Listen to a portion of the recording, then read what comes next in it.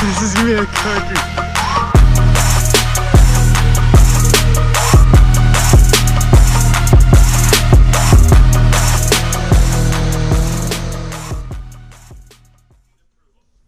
How's it going, you guys? So I finally got my engine back 2.5 months later. Literally took them 2.5 months, which is pretty ridiculous, seeing as how they didn't tell me that when I dropped it off, that they were super busy. But I'm not too upset because they gave me a super good deal. They didn't even charge me for assembling the short block. They just did that because, well, obviously I wanted them to do it, but they didn't charge me for it because it took so long. So that's pretty sweet. Would have cost like an extra 500 bucks for that. So yeah, I got some wiseco 9:1 compression ratio pistons, stock rods, because the rods are good till like 450 horsepower. Apparently they're forged stock, and I'm only going to be aiming for like 350 right now, so it'd be kind of pointless and out of the budget to do that.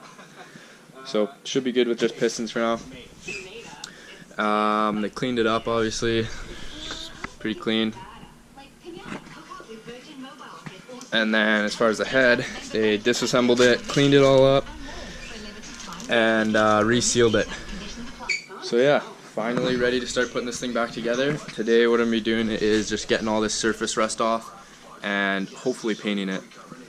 Well, definitely painting it. Shouldn't take too long to clean this up and mask it off, so yeah. Also, the reason I got them to put the short block together for me is just because my schedule is pretty crazy right now. And with how long it was taking, it would have taken me a lot longer. I don't doubt that I could do it, but I mean, that's where everything's really crucial, and they're definitely going to do a better job with their experience than I would. So I just got them to do it, and I got it for free, so pretty stoked on that. So I'm going to be painting the block Ford blue. I don't know, I think it'll look good. I don't really care that much. It was between black and blue, and I thought this one looked pretty good, so we'll do that. So I'm going to start masking this thing off, mask off the top here where the head gasket goes, and then the oil filter there, basically everything that needs to be masked, obviously. But I'm also going to mask off like where all the bolts, all the threads are. A lot of people don't do that, but getting paint in there will make it not torque properly, and I'd rather just tape it off, so.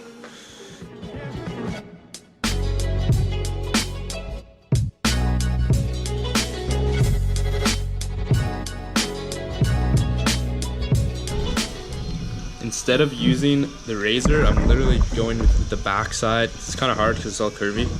I'm literally pressing with the back side on the edge, just rubbing it along, and it's just completely coming off.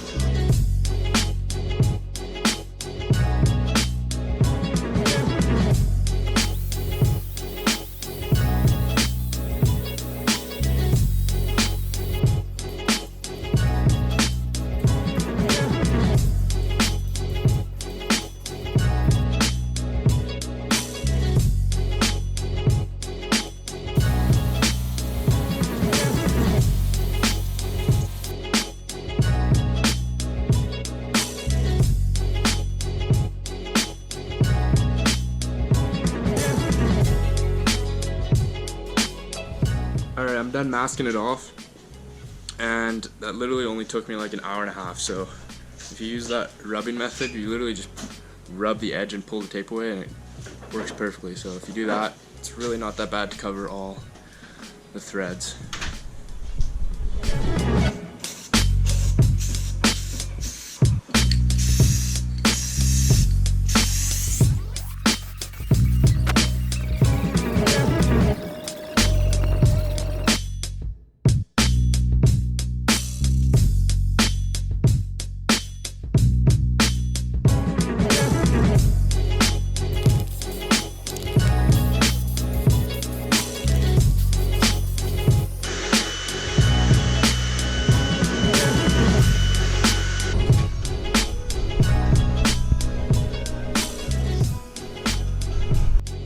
Alright you guys, so it's a new day. The last clip I just showed with that this was ridiculously rusty. And honestly, I don't even know if this is from my engine because I don't remember taking off a bracket that was that rusty. But they gave it back to me, so I'm assuming it is. Maybe I just forgot, I don't know. But anyways, I put it in this rust remover for like overnight, and it took all that rust off. So I'm gonna paint this now. Pretty crazy, I didn't think that would work that well. And then rip all the tape off the block. It's looking pretty good.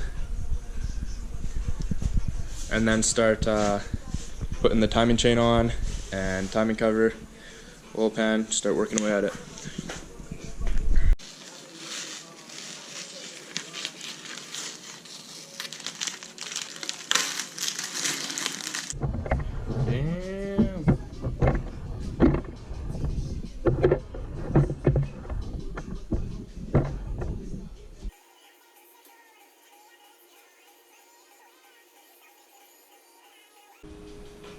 So here's the paperwork that the machine shop gave back to me. For those of you interested, there's all the clearances on it. They didn't really put a whole lot on here, but there's the ring gaps, which are a little bigger than stock. So that's actually the reason why the ring line's cracked, is because the stock KA rings aren't meant to be boosted, so they're pretty close together. And then with the extra heat that comes with boost, they just butt up together, and there's nowhere for it to expand to, so cracks the ring lines. Then there's the wiseco pistons that I got in there. So yeah, they gap the rings larger so they can handle the boost now. And yeah, another thing that I didn't do, which I should have when I originally boosted it, was I didn't do anything with the crankcase ventilation other than put a breather filter on the valve cover. But all these ports were connected to the crankcase ventilation. Where's that guy? This guy, which has a check valve in it, and normally this is always under vacuum, so it'd be sucking out of the crankcase, but with boost it was essentially pushing it back in. There was a check valve in here, so it wasn't really going past, but I mean, I wasn't venting it at all, so it could have been pushing pressure in there, and yeah, that's not good. So what I already did this a little while ago, but basically I pulled all those nipples that were in there out. All these guys, I just grabbed them with some pump pliers and ripped them out. And then I tapped the hole. I don't remember what size tap I used, but tapped it, threaded some little bolts in there, and I stripped the first one because I don't think that the tap, like the hole was a little too big for the tap. So what I did is I just JB welded them in there, being super careful not to get any, like I only put them on the back end of the threads, and then threaded them in, got them a little snug, and let it harden. So it's all sealed up good now. Looks pretty clean. And then I ripped off all these vacuum lines. You don't need any of this. So I'll go through that a little more once we get to it, but yeah, that's that. Alright, so I was going to get the head on and do the timing chain and get the front cover on there and keep working with the engine, but unfortunately I can't even get my head gasket. My head gasket was in yesterday. I couldn't pick it up, and I went to go pick it up today, and the guy who ordered it wasn't there. No one else can find it apparently, so I can't keep moving forward on this. So, you know, it sucks because I have all weekend to work on this and now I can't, but whatever, is what it is. So there is still a couple other things I can do though. I'm gonna wrap the where is it? I got some. Alright, so I'm gonna be wrapping my manifold, exhaust manifold, with this heat wrap. I'm sure most of you have seen this stuff before, but just helps keep temperatures down, which is obviously a good thing. So it's gonna be kind of tricky with this manifold because it's so tight. You can see right there's like not even a gap between there, barely. So I don't know what I'm gonna do there. Probably have to have an open spot somewhere there. But the plan is I'm gonna start with this one because it looks the hardest to get at, that runs behind those two.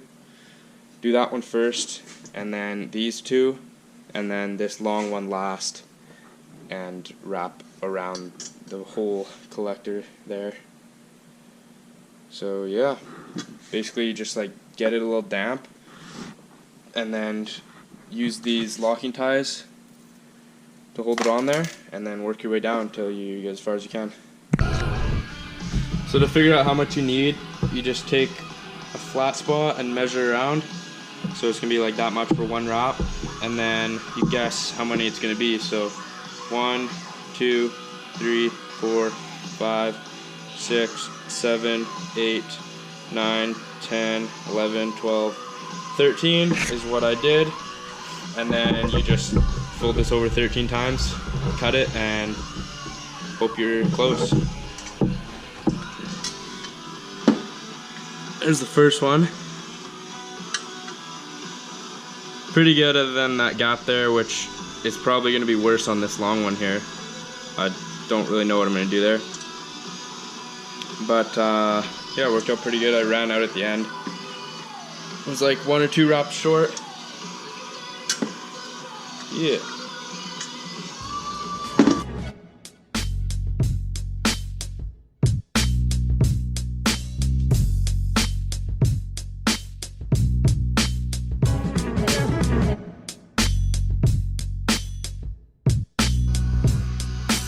So apparently I suck at this. I was short again. Used 13 wraps, only ended up there. I just zip tied it for now because I'm gonna do these 2, and if I have leftovers, then I'm gonna try to just keep it tight there and then wrap the rest of it. Alright, so I'm finally finished this. It took a really long time, but it turned out pretty good.